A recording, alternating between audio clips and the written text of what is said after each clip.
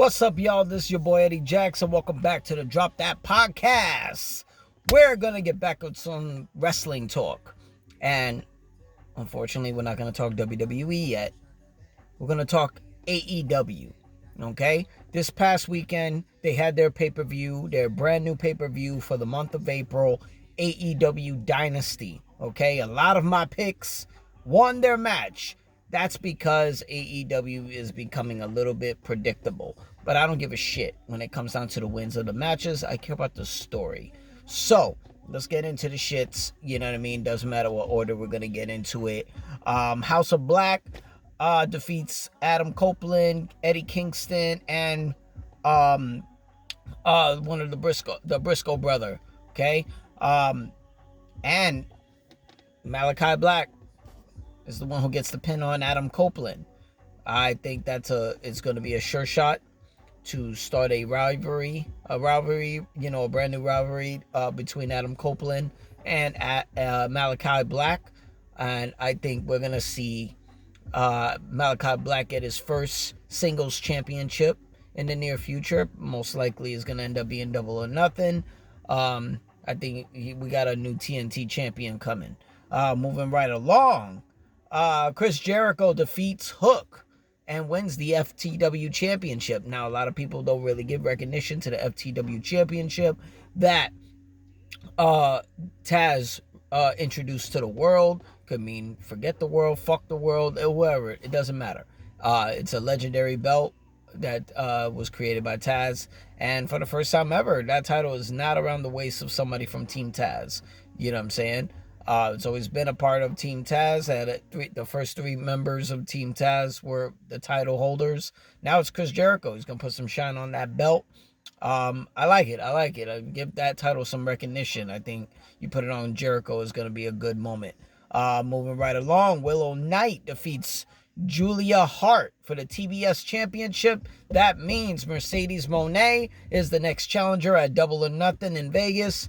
To challenge Willow Nightingale. If you guys don't remember, a year ago, Willow Nightingale and Mercedes Moné met for a women's New Japan Pro Wrestling Championship, and Mercedes got injured in that match, which called Willow to win the match and the title. So you get to open up a little storyline with this.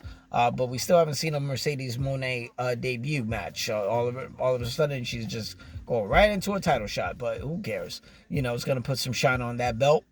What we got?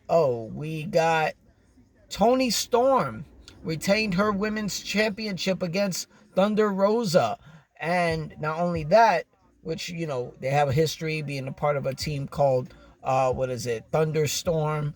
And Thunder Rosa relinquished the women's championship, which went to Toni Storm, since she was a interim champion, which was kind of weird to me. So, you know, it solidified a little bit. You know, Thunder Rosa got her actual title shot that she so much wanted.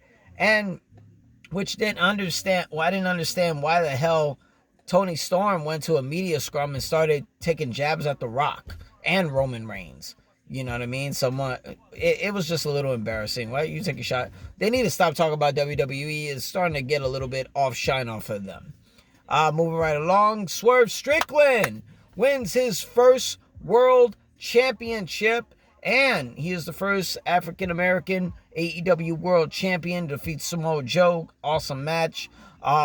Little bit shocked that they're gonna, give a short time for Samoa Joe to be world champion. He might be on his way out. I don't know. He's won every title. Ring of Honor World TV Championship. He's won the TNT Championship. He's won the World Championship. First man to win the TNT and World Championship. All you got to do is win the Continental, International, and Tag Team. He's a Grand Slam over there. But we'll see where Swerve Strickland does now that it's his title and his house. Who else? Young Bucks defeat FTR to be the first ever 3-time AEW World Tag Team Champions, and they do it with the help of none other than the returning Jack Perry. Shows up, pushes the ladder, wearing a Sting mask. Holy shit. The heat he's getting, it reminds me of Dominic Mysterio in WWE. He's finding a way to, turn this whole CM Punk, all-in situation in London and the footage that just came out a couple weeks ago, he's turning it into heat for him.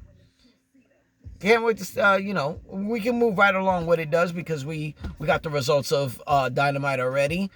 And Jack Perry comes in. He wants to be reinstated by Tony Khan. And what happens? He attacks Tony Khan and the Elite. Osaka, who's the Continental Champion, as well as new 3-time tag champions, the Young Bucks, come in. And they finish off Tony Khan. Interesting. Look like Jack Perry found his faction. We don't have to call him Jungle Boy anymore. It's interesting. It's very interesting. I can't wait to see what they do with this. This is real good heat. This is the kind of heat that they needed to spiral, from the backlash of showing that footage. I'm glad they're finding a way. I just want to see where they're going. You know what I'm saying? A lot of people say, the rumors, and some people backstage are saying that it might be an opening to eventually, now that they're a 4-man Elite group, with Osaka, Perry, and the Young Bucks, who knows? They said they allegedly fired Kenny Omega, who was also an EVP. Hangman Adam Page was a Elite member. It's interesting. I really want to see what they're gonna do with FTR because their boy CM Punk ain't there no more. So it's like, you've won every title in the industry. If I'm FTR, go TNA and go get those TNA belts. Now you won everything. AEW, all the WWE titles regarding, including NXT, New Japan Pro Wrestling, Ring of Honor, with awesome trilogy clashes with the Briscoe brothers, New Japan Pro Wrestling titles, the IWGP tag titles. They just got to win the TNA titles, and they're good. They're good. They probably are top 5 best tag teams of all time. But it'll be very interesting to see where they go with this. Kenny Omega still needs to get cleared. Adam Page, he was suspended after his actions at Revolution attacking referees. Who's Tony Khan to reinstate him? Tony Khan being a part of this shit now, it's a little interesting. I'm starting to think he low-key hired some good writers. If there's some low-key producers in the back doing the magic, like puppeteers, can't wait to see it. And lastly, Will Ospreay, now coming to AEW, gets his first title shot in a singles championship against Roderick Strong at Double or Nothing for the International Championship.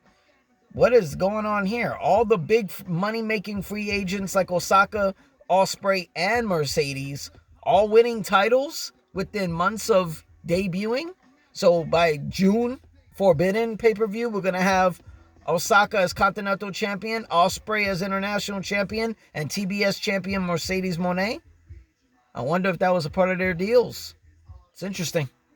But that's all we got, guys. I'm your boy Eddie Jackson. This is the Drop That Podcast. You can find us on YouTube.com /Drop That Podcast. Hit that subscribe button, like the page. Check us out on X, talking our shit at Drop That Pod _13. Shout out to our sponsor, Layback TV. Check them out at laybacktv.com. Only $25 a month, over 10,000 channels, movies on demand, every sports channel. Download it on your Androids, your Fire Sticks, and your iPhones. Challenge you to fucking download it and prove me wrong that they ain't number one. I challenge you. And when I win, because the house always wins, you can tell them your boy Eddie Jacks actually sent you, okay?